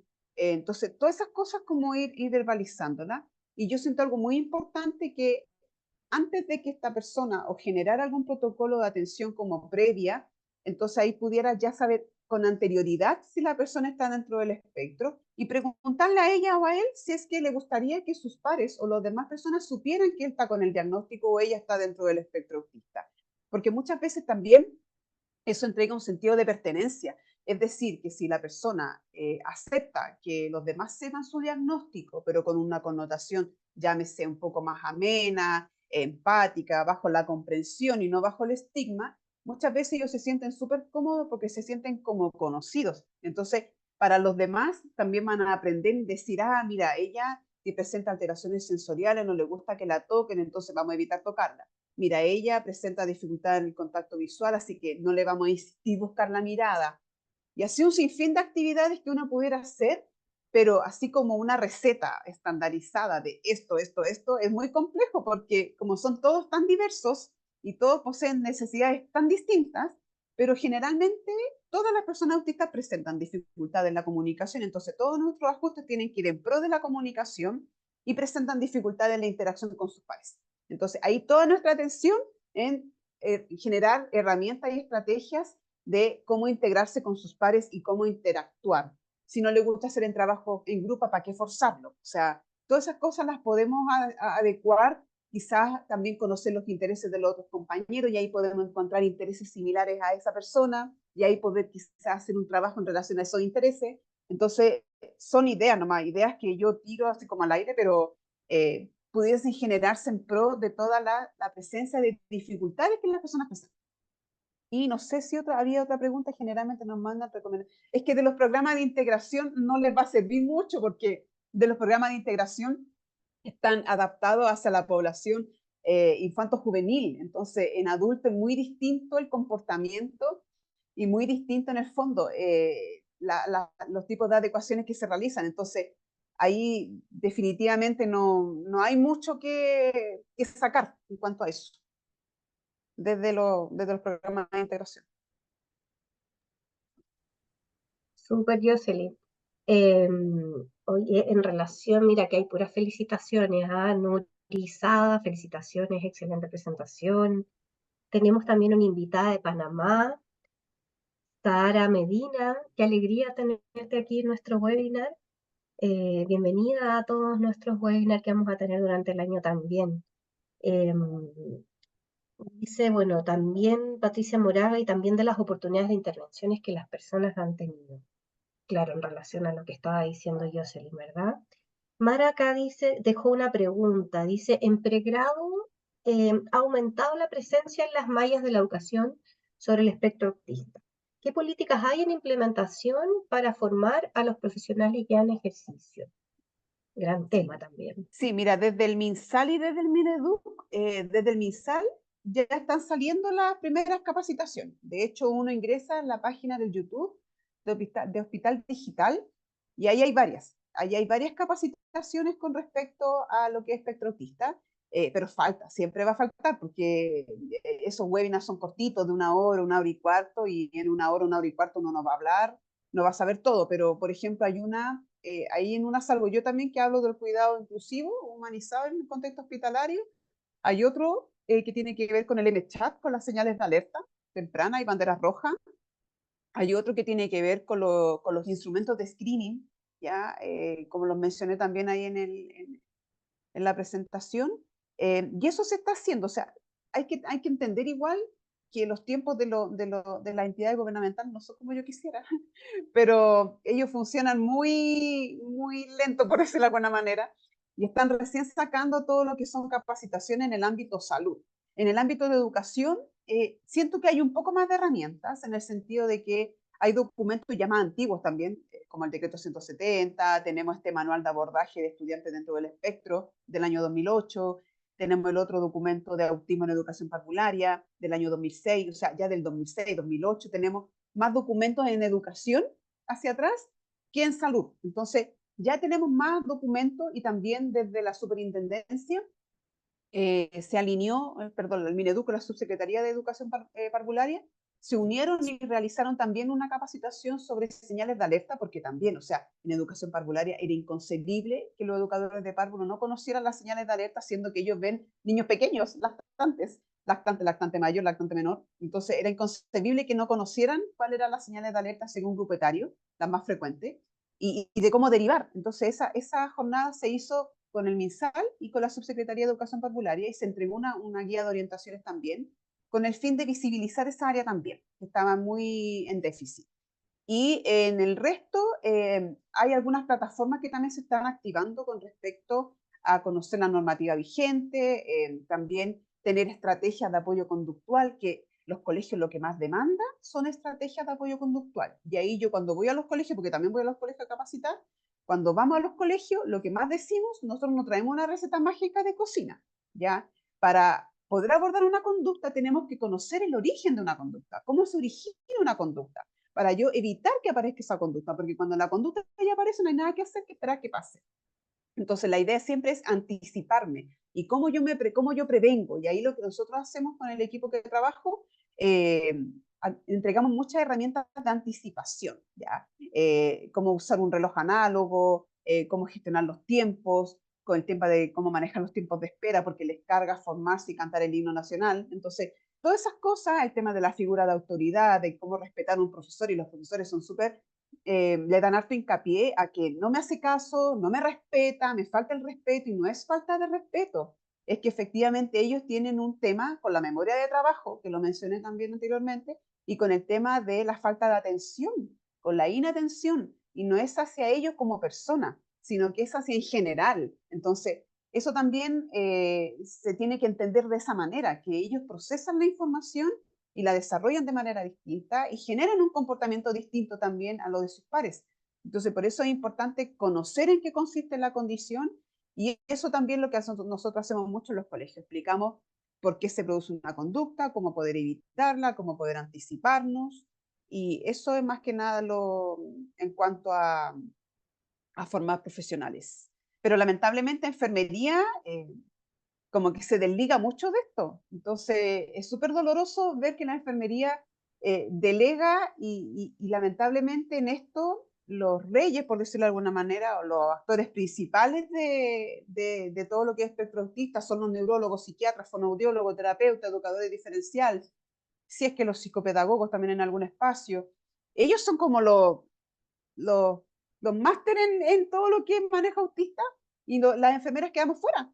Entonces, yo no concebía eso. Yo empecé a trabajar en esto en el año 2016 aproximadamente, aprox, y ya en el 2020 full me acuerdo que le di, porque yo no entendía, si la enfermera hacía control de niños sanos, ¿cómo no iba a tener herramientas para la detección temprana, la atención temprana y el diagnóstico precoz? Entonces era como inconcebible que las enfermeras no tuvieran competencia en esa área, y que ya nuevamente la estábamos delegando. ¿A quién? Al Chile Crece, a la gente del Chile Crece Contigo, y nosotras delegando ese rol protagónico, porque ese rol es nuestro. Entonces, ahí estamos visibilizando eso, que ha costado harto poder darle hincapié. Espero que con el manual, con el manual ya salga, estalle la vía presión, y que todas las enfermeras conozcan todo lo que es espectro autista. Maravilloso. Después, Jocelyn, tienes que contarnos cuándo sale ese manual y cómo podemos acceder a él, porque va a ser súper importante en nuestro quehacer Va a profesional. ser desde el MinSal y Jocelyn, del DIPRESE, así que va a ser como público. perfecto. ¿Y más o menos cuándo? ¿No se sabe? Todavía no. Yo espero 2024, finales del 2024 esté listo. El equipo está listo. De hecho, la Pati es una de las personas que va a trabajar conmigo ahí en eso. Así que ahí hay Perfecto. mucho profesional interdisciplinario. O sea, ahí hay psicólogos, psiquiatras, neuroquímicos, farmacéuticos, educadoras diferenciales, enfermeras. Ahí hay mucha gente que en el fondo va a entregar lo mejor de sí en este manual histórico en Latinoamérica, porque a nivel latinoamericano no hay ningún manual de enfermería náutica. Qué esperanzador. Se agradece el Sí. trabajo realizado. Así que lo estaremos esperando. Mira, en relación a lo que estabas contando, Jocelyn, aquí veo en el chat que Nuri Sada, hay otras preguntas entre medio, pero quiero como hilar un poco, que Nuri dice que ella quisiera compartir su experiencia en el ámbito escolar. Entonces me gustaría un poco que nos pudieras contar, Nuri, a raíz de lo que estaba hablando también Jocelyn. Hola Jocelyn, felicitaciones, excelente tu presentación. Yo soy enfermera escolar, participo de la Sociedad Chilena de Enfermería Escolar, llevo 20 años en el ámbito escolar, pero privado, y nuestra experiencia con colegio, con enfermera, es que estos niños se sienten seguros cuando tú les haces un vínculo a través de los años. Al final la enfermera es este profesional que los va a acompañar siempre, porque los profesores van cambiando de año en año y la enfermera permanece estable. Entonces lo que nosotros logramos es un lazo casi familiar. Uno termina como incorporándolos como que fueran algo de uno, porque acuden muchas veces a la enfermería a buscar apoyo, no necesariamente algo físico, sino cuando tienen alguna situación con sus pares o con un profesor que muchas veces no los comprende, o estos niños que tú dices que son como escapistas, lo vemos bastante. Y hay muchas veces que el inspector, si desconoce su situación, el abordaje es diferente. Y lo que quería mencionar, que es algo lamentable, es que lo que nosotros vemos es que muchas veces son los padres los que nos dificultan el diagnóstico precoz.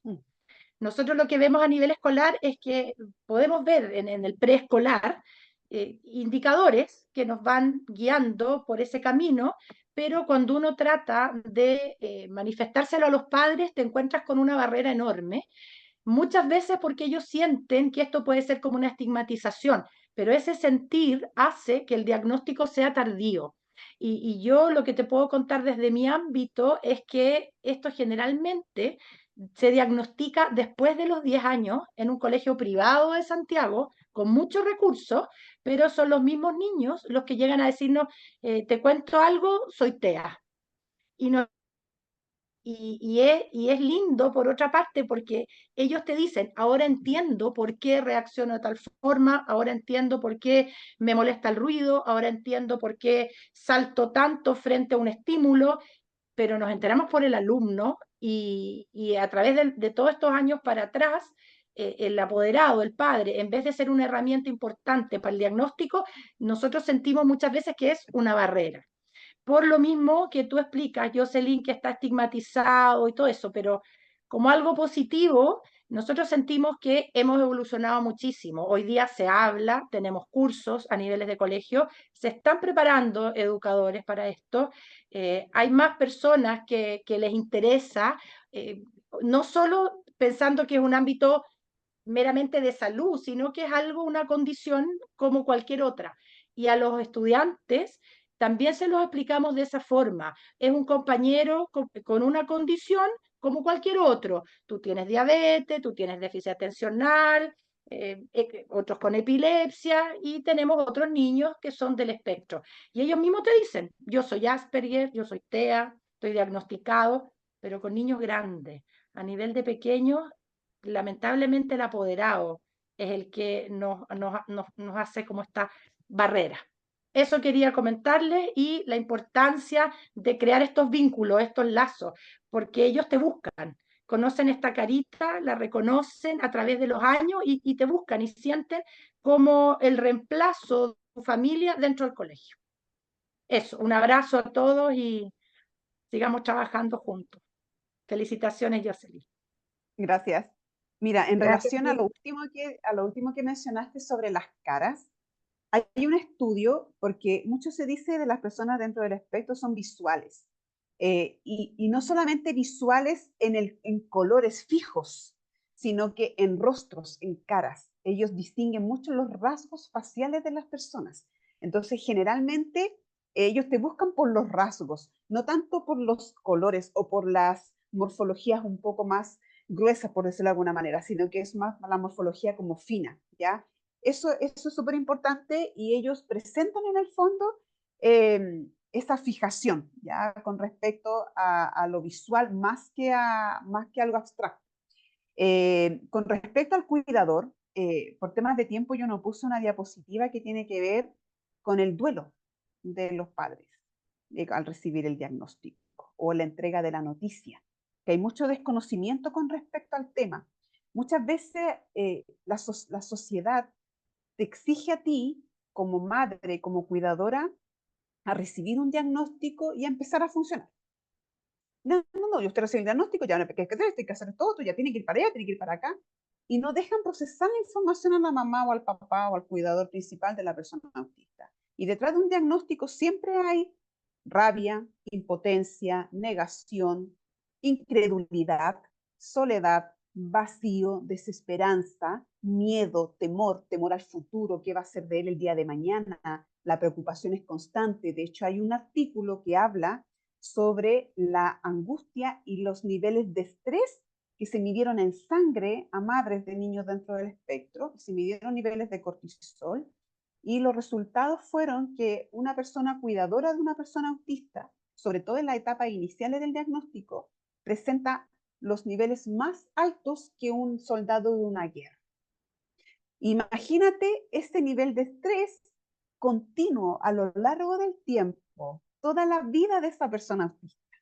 Entonces, efectivamente, yo defiendo mucho a las madres, porque soy una madre también, defiendo mucho a mis cuidadoras, porque siento que en Chile y a nivel mundial el rol del cuidado está muy invisibilizado. Recién se está hablando de la persona que cuida, muy poco se contempla y las políticas públicas en pro de los cuidadores están muy escasas. Entonces, ahí el tema de los padres y por qué forman una barrera, entre comillas, porque efectivamente están todos estos factores. Y muchas veces hay familias que demoran años en vivir el duelo, años en resolver un duelo, y yo tengo familias que llevan 6 años con el diagnóstico y todavía lo lloran, todavía se lamentan, ¿por qué a mí? Por eso mostré ese video, ¿por qué a mí? ¿Por qué me pasó esto a mí? ¿Por qué esto está pasando? Y así un montón de otros cuestionamientos y la culpa, la tremenda culpa con que las madres tienen que lidiar, porque al no haber una etiología clara y que el factor genético y heredabilidad y prematurez, etcétera, y el factor medioambiental, ¿qué hice mal? ¿Qué comí? ¿Qué debía haber hecho para haber evitado que mi hijo naciera así? Porque uno lo ve como un duelo, porque efectivamente, por ejemplo, en mi caso personal, Vicente era una guagua con todo su desarrollo normal, todo guagua normal. Al año y medio a mí me cambiaron la guagua, literalmente.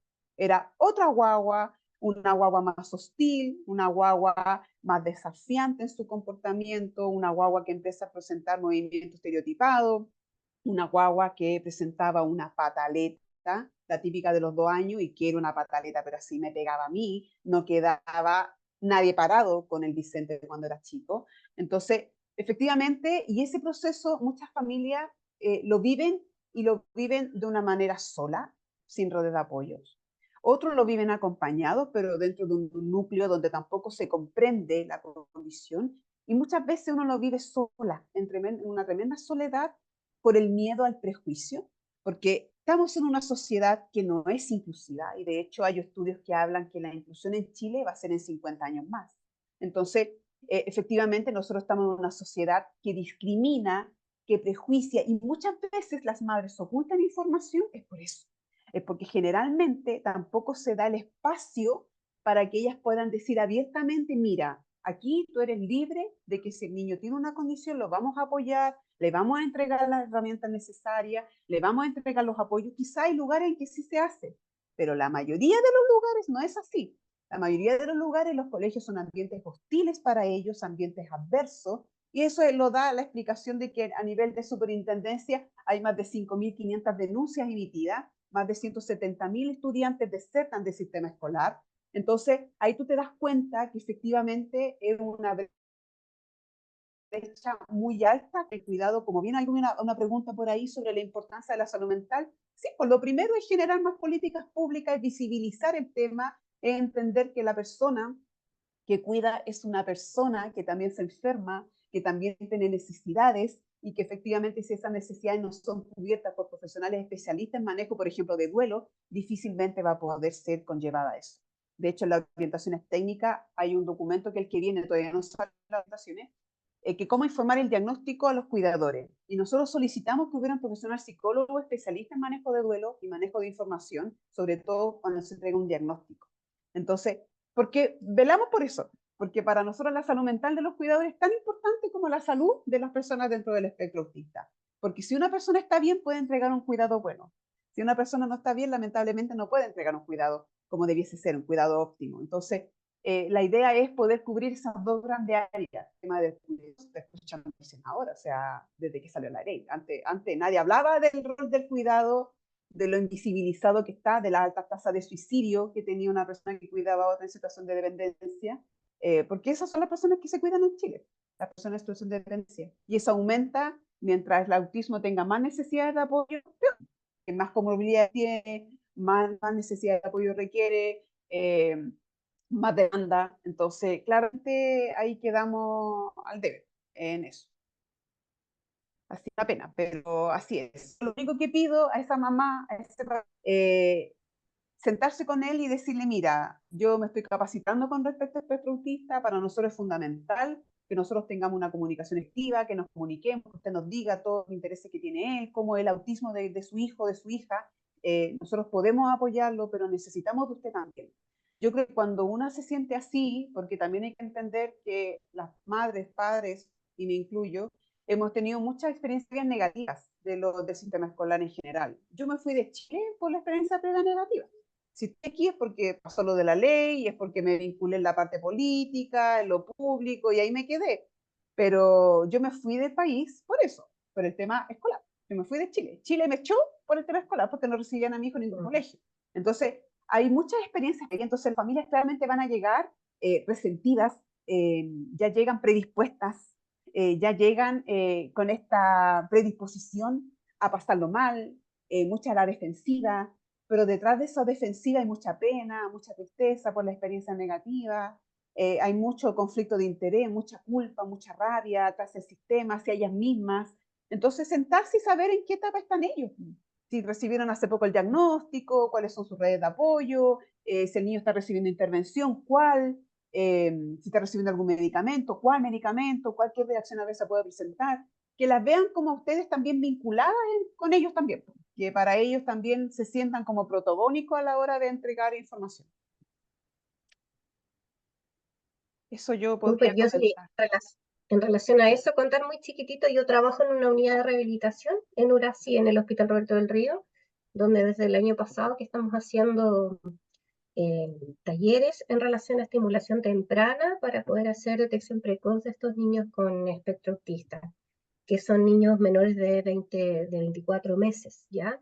Y súper importante porque el trabajo se hace con enfermera, terapeuta ocupacional, fonoaudiólogo, donde se hacen talleres y cuando finalizan estos talleres la idea es poder identificar para poder derivar a tiempo a neurólogo y poder hacer diagnóstico cuando corresponda y hacer un trabajo luego con ellos, con un equipo multidisciplinario. Así es que hay esperanza, no son tantos los niños que logramos hacer en el año, pero por lo menos estamos haciendo algo en relación a eso, por eso es súper importante que esto cada vez sea, eh, tengamos todos un poco más de conocimiento en relación a eso y podamos darle una mejor vida y calidad de vida a todos ellos, a sus padres, sus cuidadores, etcétera, porque yo creo que estamos todos involucrados en esto.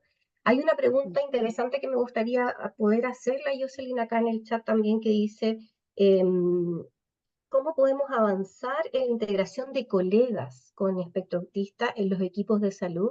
Ya que hay veces que egresan de las casas de estudio, pero chocan con el mundo laboral que no les da espacio. Muy en esta línea, ¿cómo se aproximan los adolescentes o jóvenes al mundo laboral? Haciendo este cruce también con adolescentes y jóvenes.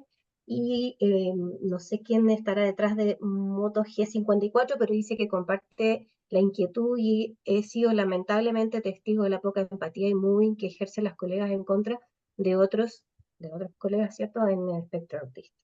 No sé qué puedes contarnos en relación a eso. Ahí volvemos a lo mismo. O sea, yo siento que si no conocemos en qué consiste la condición, lamentablemente generamos prejuicio. Y eso todos, al no conocer sobre algo, nos dejamos llevar por lo que dice la masa, no nos tomamos el tiempo de conocer, no nos tomamos el tiempo de entender, de comprender en qué consiste, no averiguamos tampoco, entonces nos quedamos ahí con lo que dice el montón. Y generalmente viene el prejuicio hacia, mira, esta que no habla o esta que no se junta con nosotros, o mira, este es súper individualista, o no, mira, no le gusta que le digan nada, o no tiene contacto visual, llega, no saluda a nadie.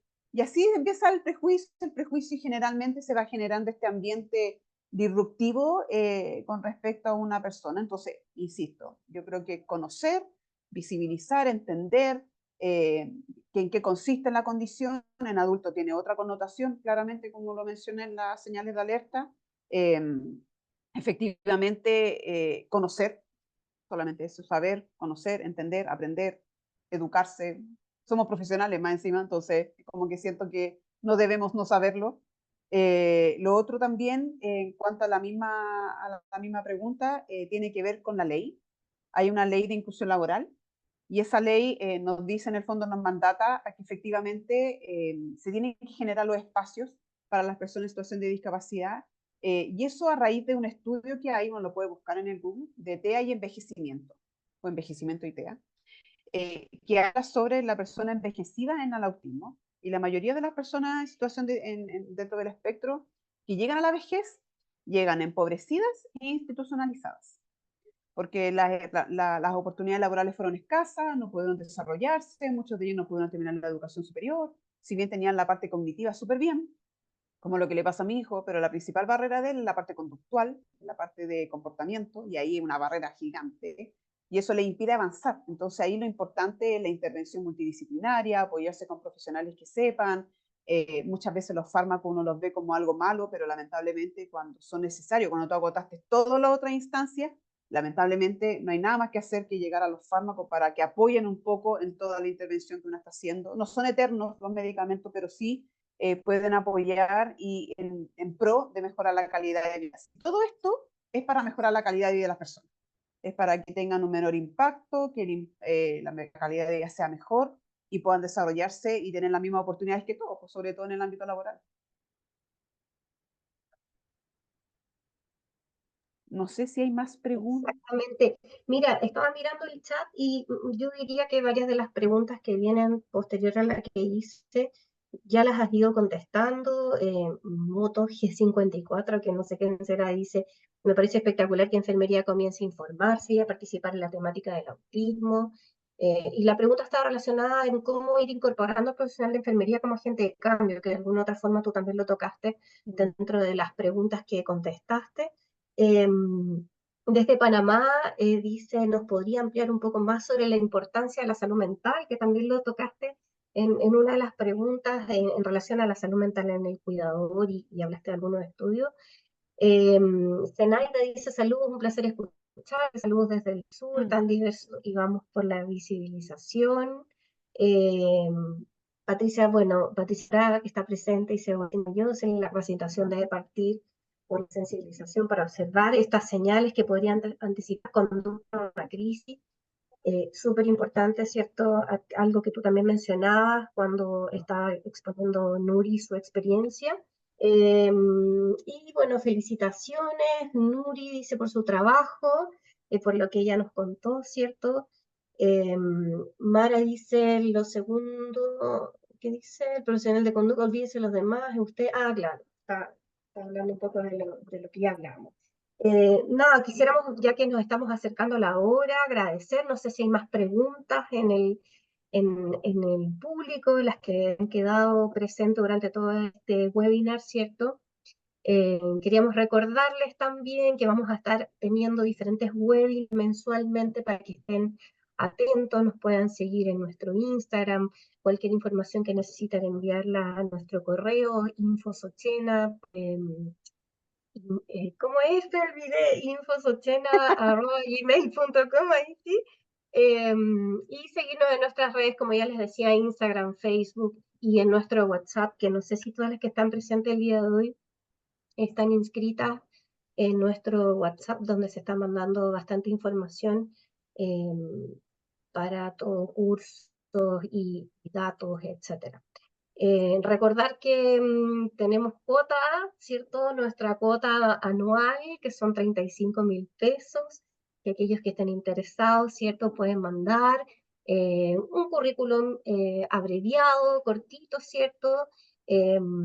Enviar también su antecedente a la superintendencia y mostrar, ¿cierto?, que tienen un trabajo dedicado a los niños ya al menos en un año. No sé si me falta algo, Dani. Yo sé que no puedes hablar, pero no sé si algo más me falta. Sí, contarles que el día 28 de mayo tenemos nuestro siguiente webinar, es un día martes a las 18 horas, donde nuestro tema va a ser rol de enfermería en el cuidado de niños, niñas y adolescentes, usuarios de bombas de insulina, ¿ya? También otro tema relevante para nuestro quehacer, así es que están totalmente invitadas. Agradezco a la gente del norte, Santiago, del sur, de Panamá, que nos pudo acompañar el día de hoy. Y no sé si alguien más quisiera agregar algo, alguna otra información. Muy agradecido. Estamos en nuestro primer webinar. Y algo importante que no sé si lo han visto en nuestras redes sociales, que tenemos nuevo logo. Y así es que tenemos nuevo logo donde ya no solo salen niños, ¿cierto?, en nuestro logo, sino que también está incluida una niña. Así es que también nos pareció importante de realizar. Así es que para que lo puedan ver en las redes sociales, y no sé, Dani, si lo tenemos ahora también en la pantalla. Sí, no estamos con nuestro nuevo logo en la pantalla también para que lo puedan ver. Agradecidos eternamente, Jocelyn, de tu presencia, de tu apoyo, siempre con nuestra sociedad y en el resto de las sociedades también. todo en pro, ¿cierto?, a nuestros niños. En tu caso, que convoca todo lo que tiene que ver con el espectro autista, pero sin duda que también todo ligado en relación a niños cuidadores y a todo lo que es su entorno y todo lo social, comunidad, etcétera.